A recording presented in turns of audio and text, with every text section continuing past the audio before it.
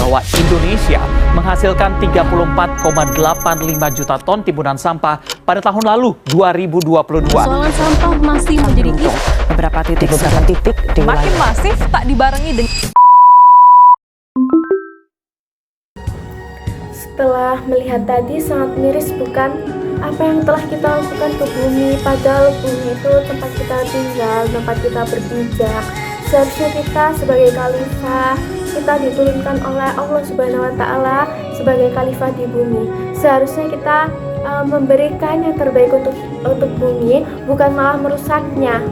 Dan kita sebagai manusia, sebagai khalifah harus tetap menjaga dan melestarikan bumi kita, di mana tempat kita beristirahat, berkeluh kesah, mencari rezeki, beribadah.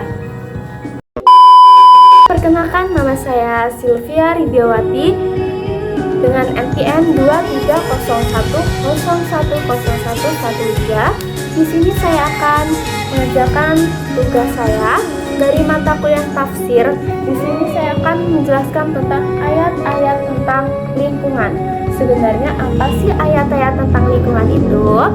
Nah, di video ini kita akan bahas tentang ayat-ayat lingkungan. Mari kita bahas. Di sini kita akan menjelaskan tentang konsep lingkungan hidup dalam Al-Quran. Sebenarnya apa sih konsep lingkungan hidup dalam Al-Quran? Jadi, di mana Al-Quran sangat menekankan kita sebagai khalifah di bumi untuk menjaga lingkungan kita. Tidak hanya lingkungan kita, tetapi lingkungan sekitar, lingkungan yang pernah kita lalui, yang pernah kita tempati. Nah, seperti apa saja sih itu?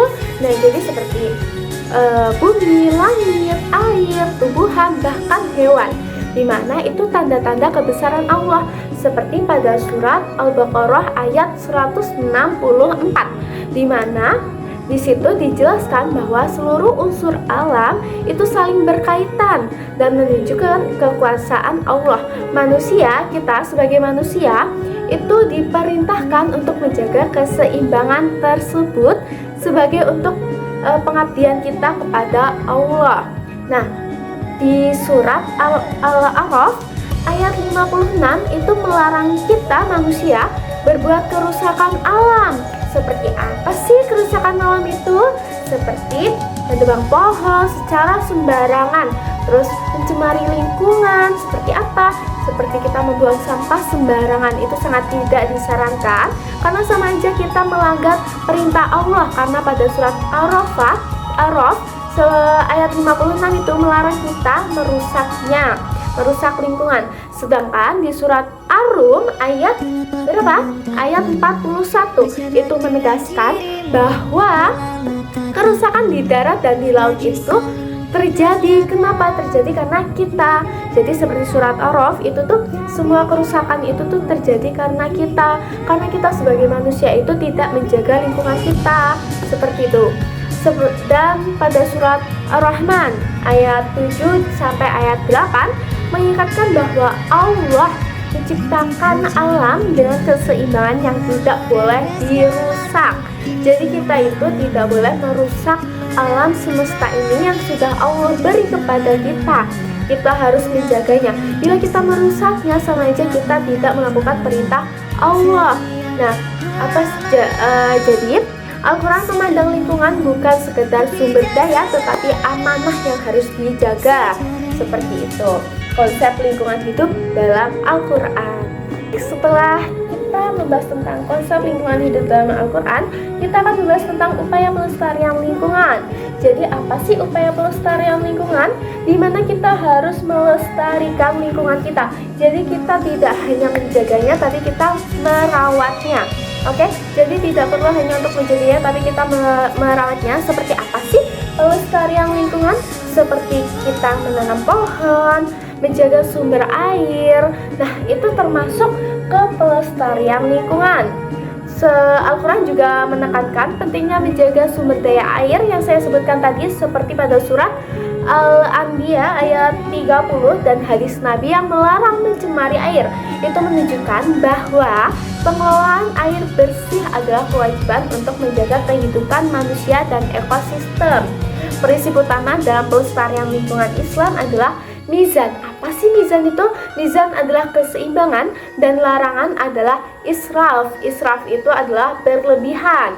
Nah, manusia itu harus menjaga keseimbangan alam dan tidak menggunakan sumber daya secara boros. Jadi, seperti kita harus tetap menjaga pohon. Kita tetap harus menjaga pohon-pohon dengan menanamnya, menjaganya, menjaga keseimbangan alam dan tidak menebangnya secara merata, secara gundul. Itu dapat mencemari atau merusak bumi kita tercinta. Nah, dengan demikian, pelestarian lingkungan hidup dalam Islam bukan hanya kewajiban agama, tetapi juga tanggung jawab nyata sebagai menanam pohon, menghemat air, mengurangi limbah, dan menggunakan energi ramah lingkungan merupakan wujud nyata pengalaman ajaran Islam dalam menjaga bumi ciptaan Allah Subhanahu wa Ta'ala. Yang ketiga, di sini kita akan membahas tentang urgensi pelestarian lingkungan. Setelah kita membahas tentang upaya pelestarian lingkungan, kita akan membahas tentang urgensi. Nah, di sini yang kedua dan yang ketiga ini hampir mirip ya, karena sama-sama pelestarian lingkungan, tapi yang ketiga ini ada urgensi. Jadi, pelestarian lingkungan dalam Islam bukan hanya kewajiban sosial, tetapi juga tanggung jawab spiritual. Kita sebagai manusia, sebagai khalifah di bumi, Al-Quran menegaskan bahwa manusia diberi amanah untuk menjaga alam seperti pada surat Al-Baqarah ayat 30. Pada penelitian Irsyad Ibnu dan Rizal Samsul Mutakin pada tahun 2022 menjelaskan bahwa pelestarian lingkungan merupakan tanggung jawab spiritual setiap muslim. Jadi kita sebagai muslim, kita harus tetap menjaga pelestarian lingkungan. Kenapa? Karena kita dapat mempunyai pendekatan ekotologis Islam, menekankan hubungan kita, hubungan harmonis kita antara kita dan Allah, antara manusia dan Allah sebagai dasar kesadaran ekologis kita. Nah, dalam praktiknya, ajaran Islam itu mendorong tindakan nyata seperti penghijauan, pengelolaan sumber daya secara berkelanjutan itu dapat mengurangi limbah, serta pendidikan yang menumbuhkan kesadaran lingkungan.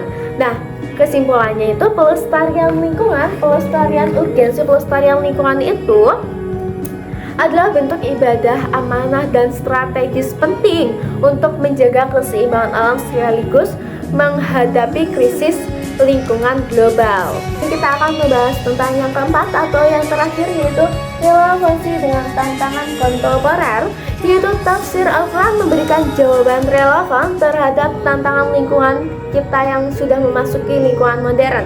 Nah, seperti apa? Seperti krisis iklim, pencemaran, dan kerusakan ekosistem. Nilai-nilai Islam seperti israf, yaitu larangan berlebihan, dan mizan, yaitu keseimbangan, menjadi pedoman agar manusia memanfaatkan sumber daya alam dengan bijak dan tidak merusak tantangan alam. Nah, di Indonesia kita sendiri, di negara kita tercinta, ajaran ini sangat penting. Kenapa? Karena banyak kerusakan terjadi akibat eksploitasi alam, seperti pembukaan lahan industri tanpa memperhatikan dampaknya.